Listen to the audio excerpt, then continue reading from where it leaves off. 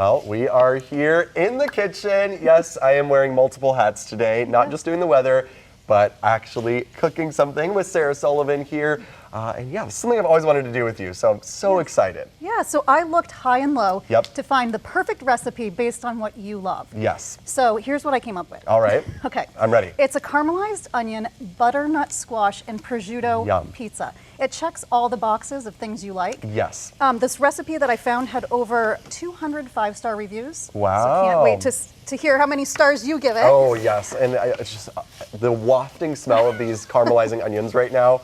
My mouth is watering and my tummy is grumbling too. It's so delicious. So to get started, we're first going to cut 2 large onions into thin slices. And to do that, you just cut the onion in half, peel it, and then place it face down. And white onions. Yep, and thinly sliced. Don't worry if it looks like a ton of onions because it's going to cook down. Yep. And so we're just going to saute that in a little bit of olive oil or butter, depending on what you prefer. We'll add in just a little bit of salt.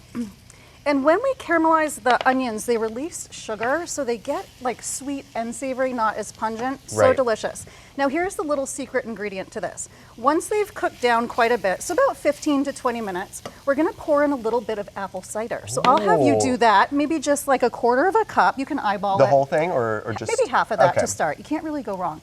And what that's gonna do is it's gonna help to scrape up all of those little brown caramelized bits on the pan. And it's gonna add just such a delicious fall flavor. It sounds like it. And you know, I'm surprised you're not using apple cider vinegar, just plain apple cider. Pure apple cider. So if you go to the apple orchards, pick some up and make a big batch of caramelized onions.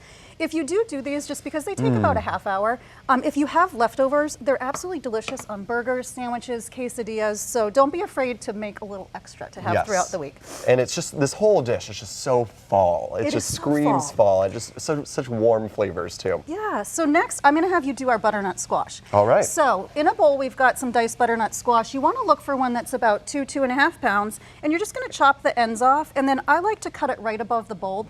Peel it. You need a good sharp knife and a good peeler. Peel it and then chop it into bite-sized pieces. If you want to take a shortcut, Hannaford sells it already chopped. Okay, oh, that's nice. So do whatever works best for you. You want to be a little bit of a faster Monday night dinner maybe. Right. So to this, I'm going to have you add just a tiny glug of olive oil. All right. And we're going to preheat the oven to 425, and we're going to roast these for about, that's perfect. Awesome. Just about 20 minutes. Okay, to it we're going to add our flavor makers. We've got half a teaspoon of cinnamon we'll put in there. And that, again, those warming, super good fall flavors. I'm going to add just a drizzle of maple syrup. You could always use honey. Maple syrup. Oh, it's going to have a nice sweet flavor. And a little sprinkle of cayenne pepper. So we're going with the sweet, kick, spicy. And then you can add just a little bit of crushed red pepper. And last but not least, again, another fall herb is we're going to add some chopped fresh sage. You do not want to skimp on this because you can really taste it when you eat the pizza. So add a good amount of it. Yeah, add a good amount. We're going to stir that up, place it on a baking sheet, and again, roast at 425 for 20 minutes till it's caramelized and tender.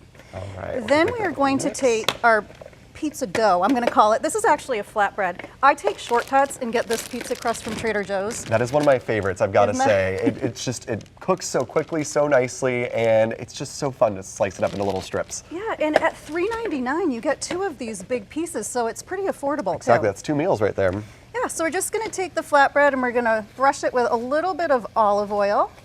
And then I'm going to have you add our finishing caramelized onions as the base of this pizza. We're a step ahead here. We got the cooked ones already. Little demo, and then we've got the caramelized onions. So we'll just spread those on. You're right. She was saying they were sticky earlier, and they are quite sticky. All that sugar in there makes them stick a little bit. And I had them in the refrigerator too. So probably best when they come right off the skillet, but nonetheless, you're doing a great job. Oh, good. I'm glad. And they kind of do act like their own little sauce almost. Yeah, and you can't go wrong with this. Okay, so while you're doing that, I'm just going to take and grate some mozzarella cheese. We're going to use 2 types of cheese on this pizza. We're going to use fresh mozzarella, and we're also going to use fontina cheese, which I've already grated. I love fresh fontina cheese. It's so delicious. And when you're done spreading the onions, you can add the fontina right on top.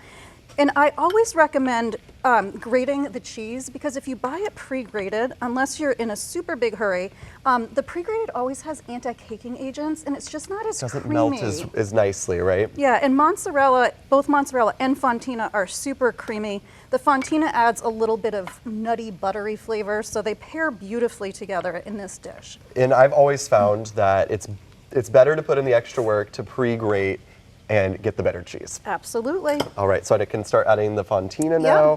Ooh, it looks so good. you'll- Hopefully I spread this well enough.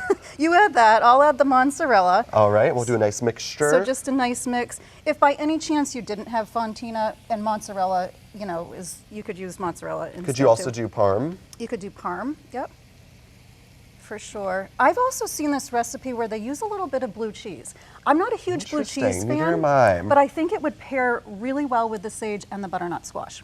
Sounds delicious. So we're going to put that on. And next up, we're going to add the star of the show, which is our prosciutto. Yes. And you told me you like prosciutto, I do so like we've got to get that prosciutto. in there. So prosciutto is just a really thin ham. Actually, prosciutto translates to ham in Italian.